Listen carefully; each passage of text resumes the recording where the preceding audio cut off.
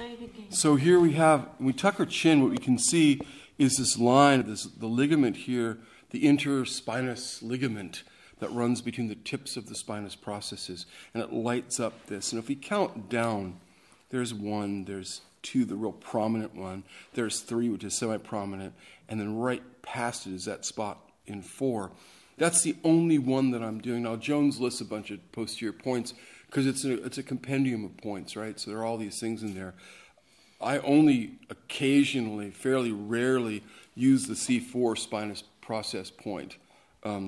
Fairly rare. I never use, I'd say almost never use these, the ones that run along the ligament here. But where we're talking about, do you see this sort of mass of tissue between my fingers? Mm-hmm. So these points are going to reside over in the soft tissue, lateral to the spinous process, and the transverse process is way over here. Mm-hmm. So it's really in the muscle mass. Mm-hmm. And that's where we're going to be.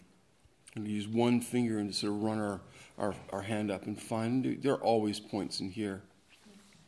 So Lateral to the spinous process, yeah. If this, can you see this line tomorrow? Mm-hmm. Yeah. This ridge here, yeah. That's the spinous process. So we're on either side. In fact, you can see where she's not blanched, but turned red, hyperemic here. You can see, so there she's blanching. So there's usually some strain, but so in the area where she's red here and here is where we're going. So lie on your back, please. It's nice of you to care to be hyperemic. Mark?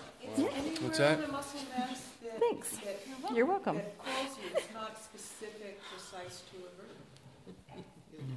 Are these tender points in any way whatsoever related to the anatomy? No. But they are regional, right? So the ones that we're dealing with that are the posterior lateral points, so we are in that posterior lateral mass. Because they relate to the segment, they will relate somehow spatially to the segment. But they have nothing to do with the muscles there. They have nothing to do with the bones that are there. So I tend to start at the bottom, at this bony place here, the vertebra prominens, which is what vertebra? 7. Oh, wow.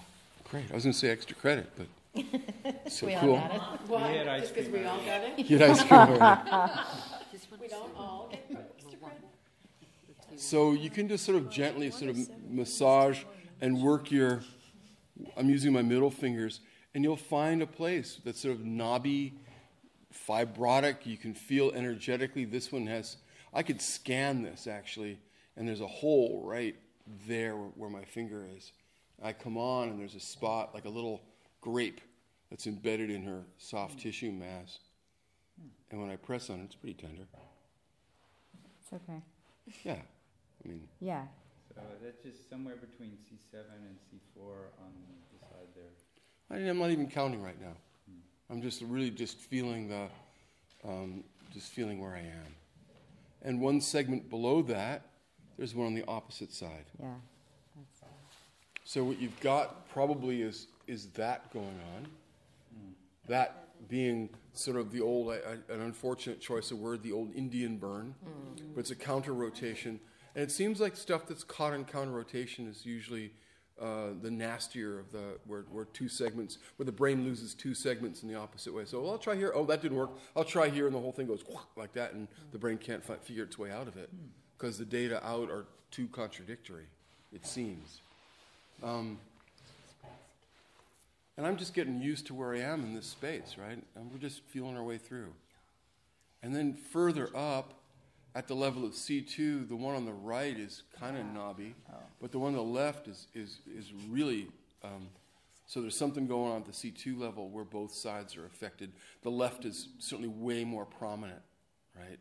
So, I mean, I'm throwing out vertebral segment names because I sort of know where I am, but I know that there's something going on up here, and I know that there's something going on down here somewhere, you know, and we could start at 2, knowing here's the bottom of the occiput. We could start at 2, and we could just sort of work our way down to 2. There's 3, not much going on there. There's 4, not much going on there. There's 5, and that's that counter-rotated guy that's right on the right, and actually, and it's 4 that's counter-rotated to the left. Well, let's just say opposite tender points, right? Where if they're on opposite sides in different segments, if this one's here and this one's here, and they're posterior, that means you've got to go this way for one and this way for the other, right? So they imply that you're going in opposite directions. But just still trying to sort of know where I am. Here I am down here at C7. Now, is it important that you know what number you're at? Thank you. I'm glad you said that. Really doesn't,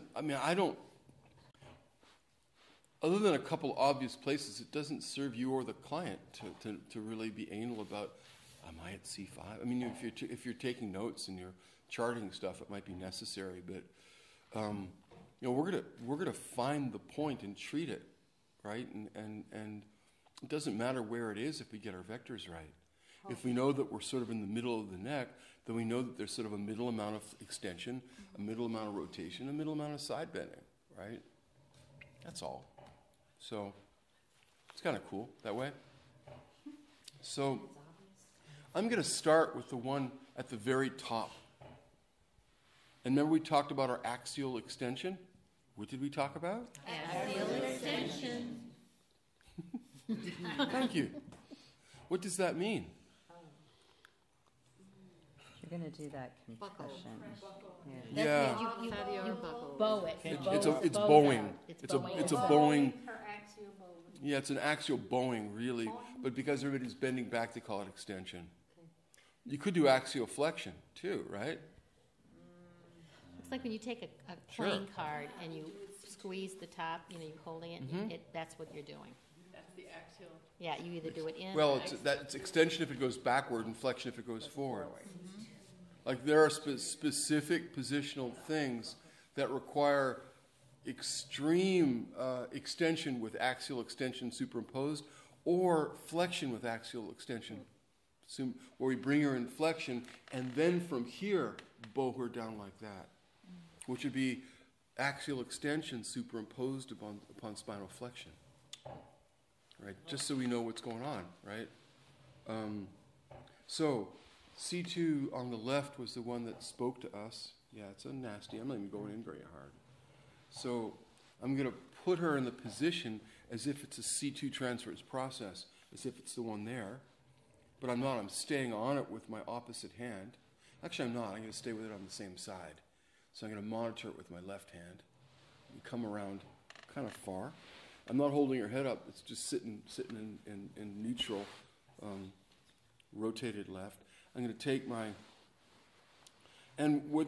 it's like, if you can see where my hand resides, this is the eminence. We talk about the parietal eminence or the parietal boss, where her little horns would be.